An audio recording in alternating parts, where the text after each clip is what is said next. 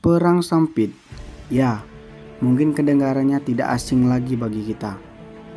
Perang Sampit adalah pecahnya kerusuhan antar etnis di Indonesia. Sebelum kita masuk ke inti videonya, bagi teman-teman yang ingin menonton video ini, mohon jangan di-skip dan tonton video ini sampai selesai agar tidak terjadi kesalahpahaman. Karena ketika kita menonton sesuatu narasi atau menonton video dan kita menontonnya hanya setengah-setengah, maka otomatis kita dapat ilmunya setengah-setengah dan bisa terjadi kesalahpahaman.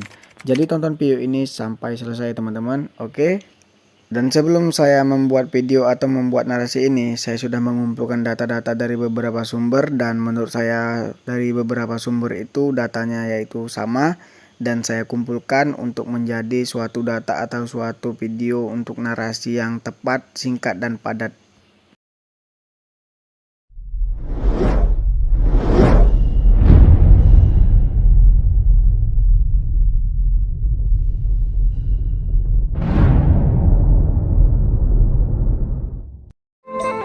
Bahwa orang Dayak sudah tidak suka terhadap perilaku suku Madura berada di daerah Kota Uring Timur ini. Karena sudah bertahun-tahun mereka hidup di daerah ini, perilakunya tidak bisa menyesuaikan.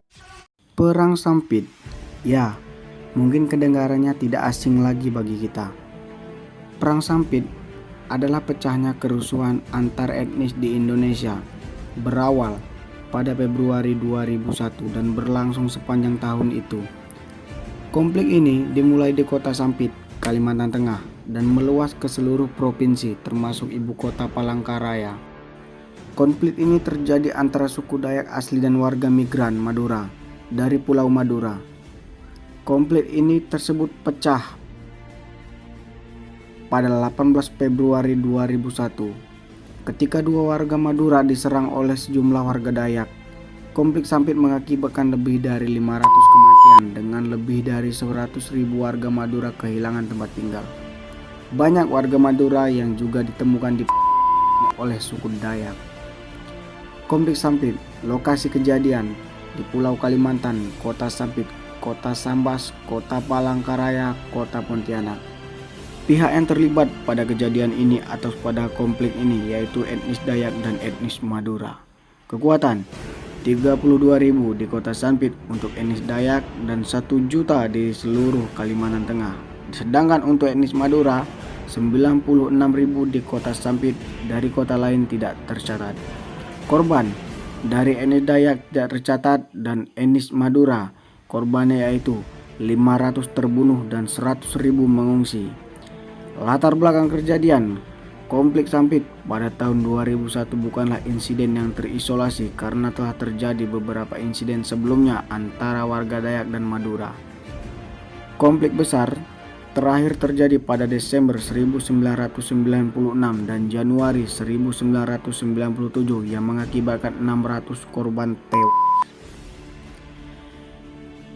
Penduduk Madura pertama tiba di Kalimantan tahun 1930 di bawah program transmigrasi yang dicadangkan oleh pemerintah kolonial Belanda dan dilanjutkan oleh pemerintah Indonesia pada tahun 2000. Transmigran membentuk 21% populasi di Kalimantan Tengah.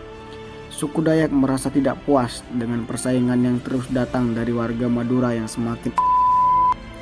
Hukum-hukum baru telah ditemukan atau telah memungkinkan warga Madura memperoleh kontrol terhadap banyak industri komersial di provinsi ini, seperti perkayuan, penambangan, dan perkebunan. Ada sejumlah cerita yang menjelaskan insiden kerusuhan pada tahun 2001.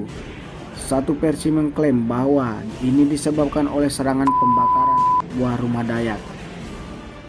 Rumor mengatakan bahwa kebakaran ini disebabkan oleh warga Madura yang kemudian sekelompok anggota suku Dayak mulai membakar rumah-rumah di pemukiman Madura.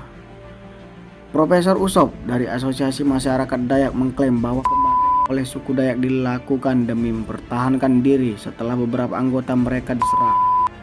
Selain itu, juga dikatakan bahwa seseorang warga Dayak oleh sekelompok warga Madura setelah sengketa judi di desa Kreng Pangi pada 17 Desember tahun 2000. Versi lain mengklaim bahwa komplek ini berawal dari percekcokan antara murid dari berbagai ras di sekolah yang sama. Catatan pemenggalan kepala, sedikitnya 100 warga Madura. Suku Dayak memiliki sejarah praktek ritual pemburuan kepala atau sering disebut ngayau. Meski praktek ini dianggap musnah pada awal abad ke-20.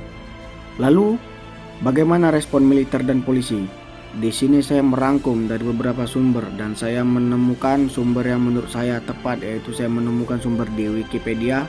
Respon sumber, skala pembantaian membuat militer dan polisi sulit mengontrol situasi di Kalimantan Tengah. Pasukan bantuan dikirim untuk membantu pasukan yang sudah ditempatkan di provinsi ini. Pada tanggal 18 Februari, suku Dayak berhasil menguasai Sampit. Polisi menahan seorang pejabat lokal yang diduga sebagai salah satu otak pelaku di belakang serangan ini.